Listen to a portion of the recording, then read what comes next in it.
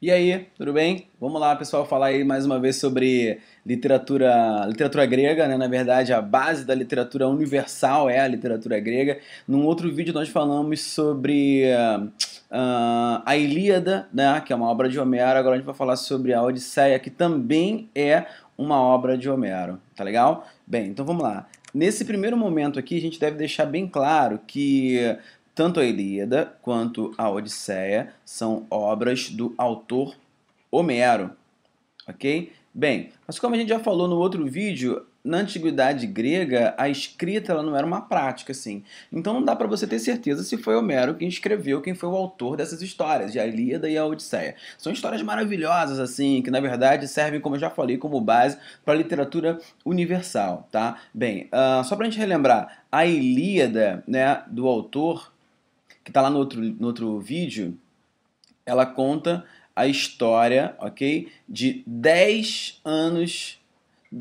de guerra entre Troia, né, e Grécia, tá? Tudo isso por causa do amor de uma mocinha chamada Helena, ok? Que por causa da deusa Afrodite acabou se apaixonando loucamente por um nerdzinho, vamos colocar assim, chamado de Paris. A guerra só aconteceu por causa desses Zé Manés aí, 10 anos de guerra. Tá? A Odisseia conta a história, na verdade, de um dos personagens que fizeram parte, tá, da Ilíada. O nome desse cara é Ulisses. Tá? Então, a Odisseia conta a história, tem como personagem principal o personagem, né, o cara chamado Ulisses.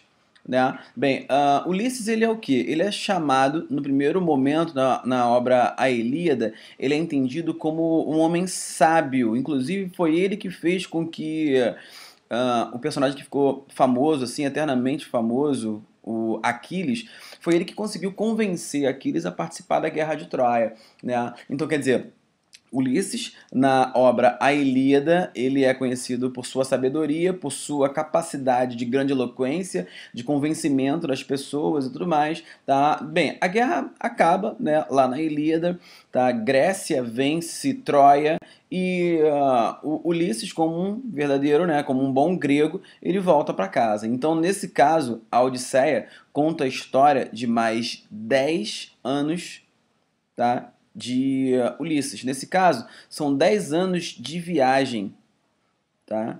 10 anos de viagem marítima de Ulisses saindo de Troia e voltando para casa, voltando para a ilha de Ítaca, que era a ilha dele, ele era rei da ilha de Ítaca. Né? Agora, por que 10 anos, cara? Muito tempo voltando e tal. Pô, quanto tempo ele levou para ir? Ele levou bem menos tempo, né? Mas a volta, o problema foi que assim que ele terminou, que a guerra contra a Troia terminou, Ulisses ele foi contra Poseidon. Ele tá vendo, Poseidon? Eu sou fera, eu não preciso de você para nada. Você ia me amaldiçoar, mas eu sou muito melhor do que você, eu sou muito maior do que você, eu não preciso de você para nada mais e tudo mais. Então, quer dizer, ele blasfema contra o deus Poseidon. E justamente o problema é que Poseidon é o deus, né, do oceano e Ulisses, quando volta para casa, ele volta, né, de navio. Naquela época não tinha helicóptero, não tinha avião, não tinha nada. Ele tinha que voltar de navio, voltar para a Grécia de navio. Tá? O problema é que, por ter blasfemado contra o deus dos oceanos, Poseidon, o que aconteceu? Ele passou por vários problemas nessa volta para casa. Então vamos lá. Vamos dar uma segurada aí no Ulisses, né? Vamos falar rapidamente aqui sobre a personagem Penélope, que era a esposa dele. Quando Ulisses sai de Ítaca e vai para a guerra, ele passa 10 anos na guerra e Penélope fica sozinha, né? O problema é que o pai de Penélope fala: minha filha, poxa, minha filha, Penélope, você precisa se casar. Ítaco não pode ficar sem rei, não sei o que e tal. E Penélope, obviamente, era uma mulher apaixonada por Ulisses, não ia ficar, né, não ia se entregar a um outro homem. O que ela faz? Né? Então, Ulisses, 10 anos de guerra e mais 10 anos total aí, ó, se você é bom em matemática, né, 20 anos aí, tá fora de casa. Tá? Legal quando ele sai de casa. Penélope tá grávida e tal, né?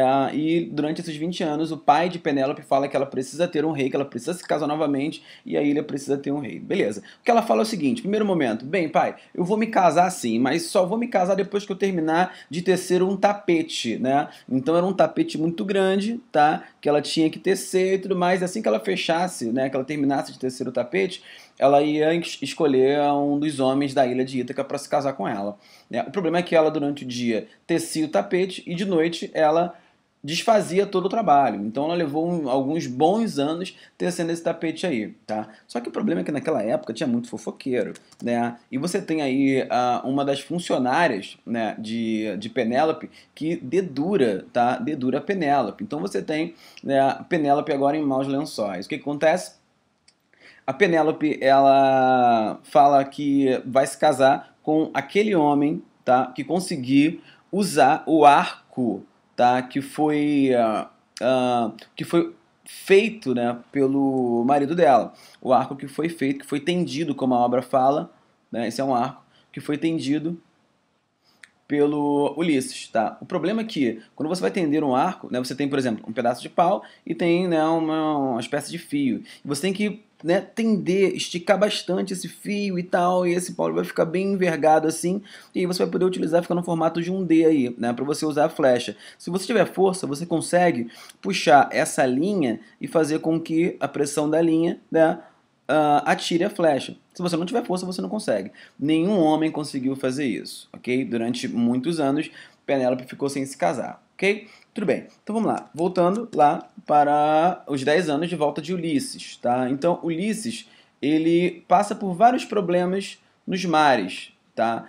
Um dos primeiros problemas é encontrar aí com as sereias, tá? Ele já sabia que as sereias cantavam e faziam com que os homens, né, ficassem apaixonados por elas e tal, com o seu canto, né? E depois que eles se apaixonavam, elas devoravam esses homens. O que ele fala para os soldados? Ele fala assim: pessoal, vocês podem me prender aqui no mastro do navio, tá legal? E me prendendo no mastro do navio, eu, por mais que me apaixone por elas, eu não vou ceder aos encantos das sereias, tá? E eles fazem isso.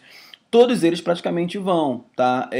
Com a sereia, tá? Com essas sereias aí, todos eles se encantam, né? Alguns seguram os outros e tudo mais, alguns conseguem tampar com sebo, né, os ouvidos e não vão, ok? Tá, e Ulisses fica preso, ele era muito inteligente, né, muito sábio, ele consegue ficar preso no mastro e não é levado pelas sereias.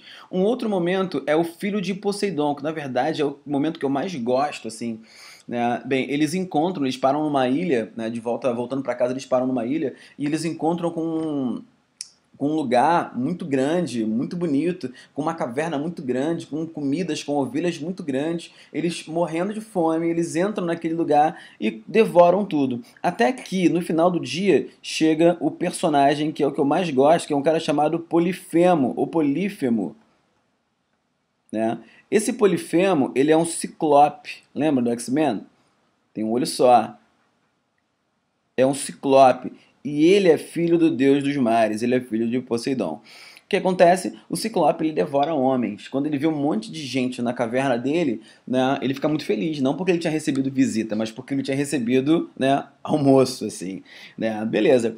O que faz? Ele fecha a caverna, né, com uma grande pedra, tá? Uma grande pedra ali fechando a caverna e ninguém consegue sair porque todos eles são muito pequenininhos. E o Polifemo ele é muito grande, tá? E ele devora um, né? Devora um dos soldados de Ulisses e fala que no dia seguinte ele iria devorar, né? Que ele vai devorar todos os outros. O que acontece é que Ulisses entrega para Polifemo um copo, vou desenhar aqui uma taça, tá? Mas não tinha taça naquela época. Ele entrega um copo de vinho, tá? E fala que aquele é o manjar dos deuses. E Polifemo pega aquilo, fica apaixonado por aquilo, ele bebe, bebe mais, bebe um, bebe dois, bebe três, bebe quatro, bebe cinco, bebe um monte, né? E fica doidão, acaba dormindo. O que acontece? O Ulisses, que é um cara muito sinistro, né? Muito inteligente mesmo, ele pega um pedaço de madeira, ele faz uma ponta no pedaço de madeira, ele bota o pedaço de madeira numa fogueira, tá? Ele aquece esse pedaço de madeira, uma estaca, né? Ele aquece esse pedaço de madeira e essa ponta, né, desse pedaço de madeira, e ele sabe que o Ciclope tem um olho apenas. E se ele furar aquele olho do Ciclope, né, o Ciclope não vai enxergar mais nada, né? Então, claro, ele só tem uma chance aí, acertar o olhinho do Ciclope e o Ciclope não vai enxergar mais nada. Tá legal. A questão é que antes do Ciclope dormir, ele pergunta: quem é você que me dá essa bebida dos deuses, essa bebida maravilhosa e tal? E Ulisses, muito inteligente, responde: eu sou ninguém. E aí que tá a sacação do Ulisses, né? Tudo bem. Beleza, Ciclope dormiu, Ulisses, junto com os seus soldados, esquentou a ponta da lança, né? Uma lança enorme, tá? Uma lança, eu sou péssimo para desenhar, uma lança enorme e com a pontinha da lança quente, ok? Você tem a pontinha da lança bem quente aí, tá? Que foi esquentada aí na lenha, aí no fogo e tal.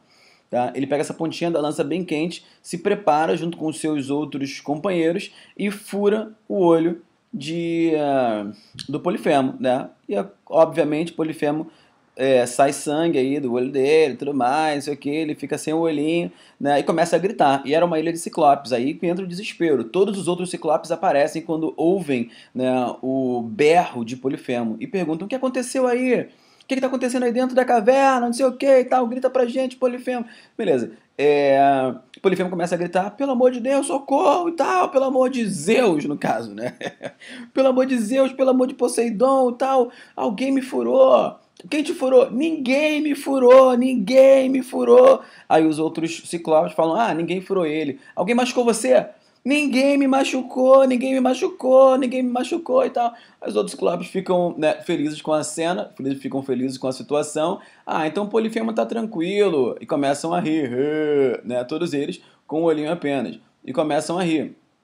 E vão embora, né?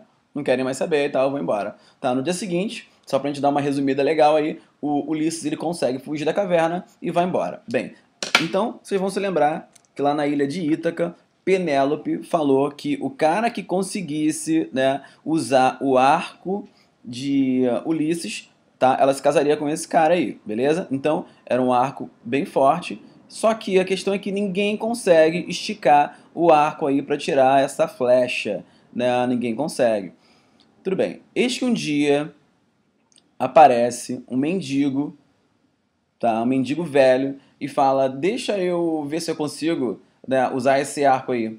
Tá, beleza. A galera fica meio descrente assim daquele mendigo, mas deixa o mendigo usar. Aí o mendigo ele pega, estica a flecha, né, estica o arco e atira a flecha e acerta a maçã na cabeça da Penélope, tá? O que acontece depois? Obviamente Penélope reconhece Ulisses, fica morrendo de amores por ele, volta a se apaixonar por ele e acaba que o nosso Ulisses, conhecido nessa obra agora como o Odisseu, né, porque é a Odisseia e tal, né, acaba que o Ulisses ele volta por lá, ele luta contra todos os outros soldados, contra todos os outros que queriam se casar, as outras pessoas que queriam se casar com Penélope, né, mata muitos deles e volta a ser uma ilha em paz, volta a ser uma ilha com o rei, e o rei é o Ulisses, que participou 10 anos da Guerra de Troia, mais 10 anos na volta para casa. Tá? Essa obra aí, só para a gente fechar aqui rapidinho, ela foi uma base essencial para a produção de Os Lusíadas, de Camões, tá? No Renascimento, beleza? Então é isso aí, galera. Então a gente fecha aí, na verdade, essa literatura grega, tá? A gente não vai falar mais sobre literatura grega. Eu tenho 2 vídeos falando sobre literatura grega. A Ilíada, que é o primeiro vídeo, e a Odisseia, que é esse segundo vídeo. Lembrando aí que a Odisseia tá sem acento por causa da nova ortografia, né? Você não tem acento aí nas palavras terminadas em ditongo, os paroxítonos terminados em ditongo, né? Isso aí, galera. Espero que vocês tenham gostado desse vídeo, ok? Se puder curtir, se puder compartilhar, se puder mandar para outras pessoas, é interessante que todos tenham acesso a esse tipo de história, tenham acesso a esse tipo de conhecimento, ok? Beleza, galera? Um abraço a todos, beijos, fui, até a próxima!